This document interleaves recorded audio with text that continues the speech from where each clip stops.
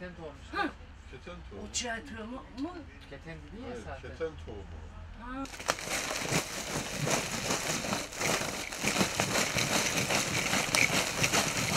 Sen yaptıran şey mi? Karışımımız hazırdır. Bu karışım sayesinde geçmeyen öksürük, bağışıklık sistemlerine yardımcı oluruz bitkisel bir şekilde. Afiyet olsun. Şikayetlerimizin çoğu geçmeyen kuru öksürük, nezle, grip bu tür şikayetlerden geliyor. Bu sezon olaraktan çok ağır atlatıyoruz bu hastalıkları.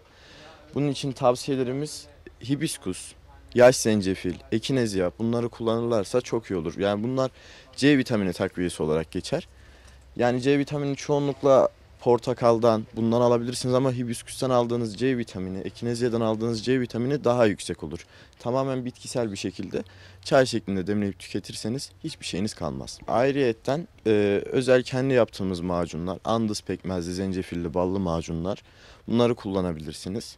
Geçmeyen kuru öksürüğü anında alır. Balgam sökücülüğü akciğerdeki iltihaplanmalara birebirdir. Bağışıklık sistemi için de kendi yaptığımız çaylardan hibiskus, ekinezya, tarçın bu tür bitkisel ürünlerden fayda alabilirsiniz.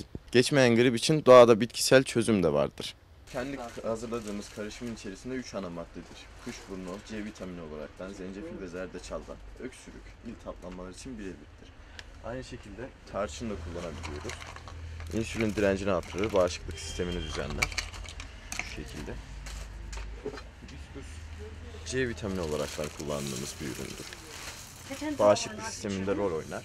Ala falan katıp yoğurt katıp Ezdirdim onu. Ekinezya da aynı şekilde öksürükler, iltihaplanmalar, insülin direnci, bağışıklık direnci için kullanabildiğimiz çok güzel bir bitkidir.